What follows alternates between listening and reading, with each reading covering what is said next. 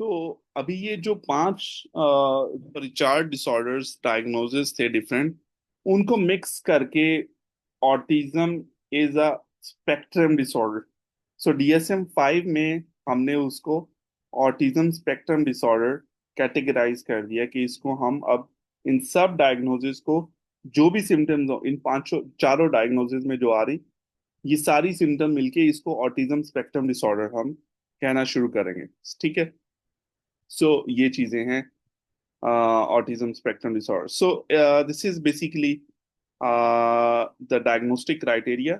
अब हम आते हैं कि हम डायग्नोसिस करते कैसे हैं। इसके लिए डिफरेंट टूल्स हैं। कौन कौन से टूल्स हैं? एक कार्स का टूल है, जो ये भी एक आउटडेटेड टूल है, अभी लेटेस्ट यूज नहीं हो रहा। कुछ प्रोफेशनल्स करते हैं कार्स। पाकिस्तान में अभी भी हो रहा है, दुबई में भी होता है, लेकिन इतना ज्यादा नहीं होता। लेकिन अभी जो इंटरनेशनली ज्यादा यूज कर रहे हैं वो एडॉस की असेसमेंट्स हैं। ठीक है। एडॉस ज्यादा यूज हो रहा है क्योंकि लेटेस्ट एक टूल है। गार्स भी एक टूल है, उससे भी यूज होता है, डायग्नोसिस होता है। तो लेकिन जो लेटेस्ट है that is the ADOS. ADOS diagnostic criteria है ऑटिज्म का।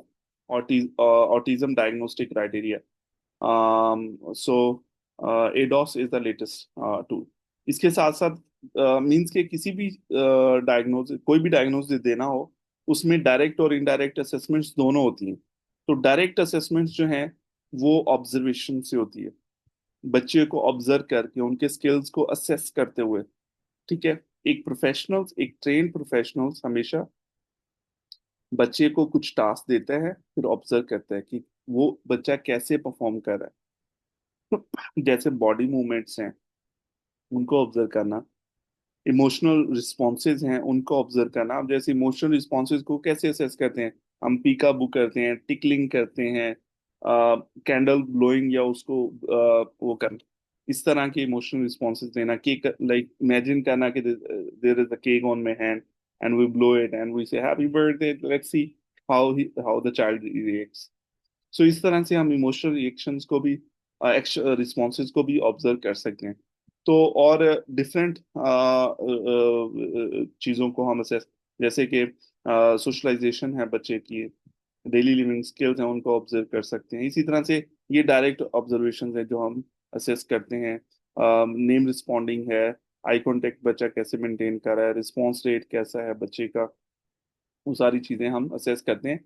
मीन्स के तीनों डोमेन जो मैंने आपको बताई थी, कम्युनिकेशन की भी डायरेक्टली ऑब्जर्व होगी, और इमोशनल रेगुलेशन की भी, और इसके अलावा ये जो है सोशलाइजेशन की, तीनों हम असेस कर लें। फिर सेंसिटिव प्रॉब्लम्स वगैरह भी असेस कर लें। इसी तरह से एक इनडायरेक्ट असेसमेंट्स हैं जो कि क्राइटेरिया हमें देता है एडॉस। उसकी चेकलिस्ट हैं, हम वो चेकलिस्ट पेरेंट्स से फिल करवा सकते हैं क्वेश्चनिंग करते हुए। तो वो भी एक तरीका है। और अब दोनों तरह से असेसमेंट करके, डायरेक्ट और इनडायरेक्ट, फिर हम एक डायग्नोसिस फाइंड आउट कर सकते हैं कि ये बच्चा ऑटिज्म के साथ है या नहीं है। कोई भी पर्सन सिर्फ एक टूल या असेसमेंट चेकलिस्ट फिल करवा के डायग्नोज नहीं कर सकता। तो डायग्नोसिस के लिए दोनों तरीके कि डायरेक्ट भी हो ऑब्जर्वेशन और इनडायरेक्ट भी हो, फिर डायग्नोसिस हम दे सकते हैं। ठीक है। So this is autism spectrum disorder. If you have any question you can ask me from autism. Sir there is a recent term जो कि बहुत सुनने में आती है एडल्ट ऑटिज्म के हवाले से, कि एडल्ट में भी के ऐसे लोग जो they are fully functioning but there are certain traits that they are having जो कि ऑटिज्म स्पेक्ट्रम डिसऑर्डर से रिलेट कर रही होती हैं। तो उसके बारे में आप क्या। एडल्ट में भी ऑटिज्म होता है। अब डायग्नोसिस ऐसा नहीं हम कह सकते कि 20 इयर्स उसने बहुत अच्छी लाइफ गुजारी, उसका कोई डायग्नोसिस नहीं था, लेकिन 20 इयर्स के बाद उसमें उसको ऑटिज्म हो गया, ऐसा नहीं होता।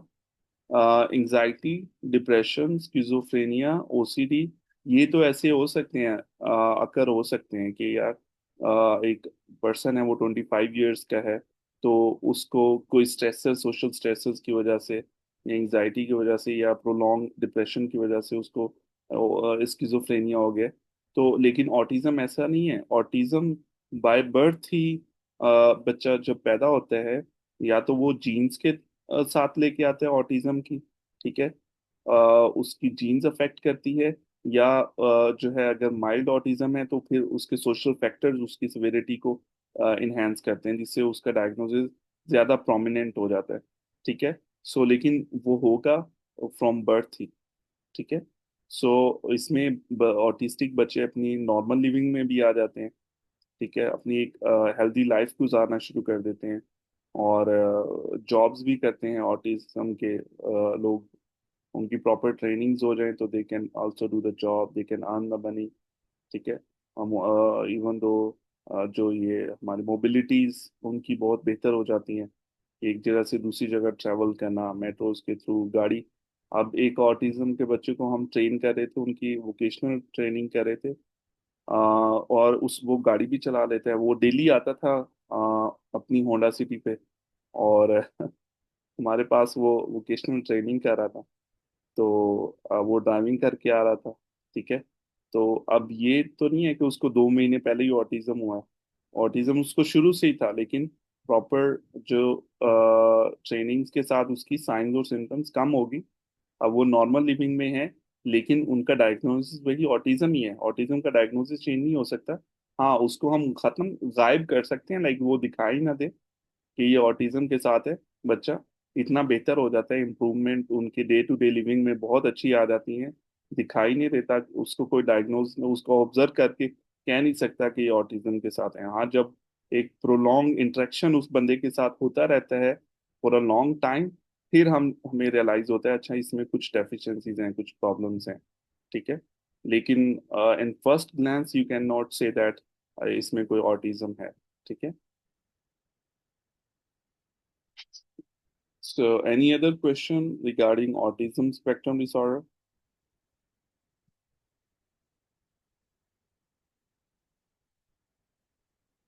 ओके, सो अभी के लिए आई थिंक सो इतना काफी है। ये थोड़ा सा बोरिंग होगी फर्स्ट लेक्चर, एक या दो क्लासेस आप लोगों की बोरिंग होगी। लेकिन ये है कि क्योंकि इसमें हम डायग्नोसिस के बारे में या इन चीज़ों के बारे में ज़्यादा डिस्कशंस करेंगे, लेकिन जब हम टेक्निक्स की तरफ जाएंगे, सेकंड सेक्शन पे जाएंगे, तो वो काफ़ी कदरे बेहतर इंटरेक्शन होगी इंशाल्लाह क्लासेस में। वो थोड़ी इंटरेस्टिंग भी हैं चीज़ें, और बहुत मज़े की हैं। You guys will enjoy that इंशाल्लाह। बट ये first few topics are very boring, so compromise with that.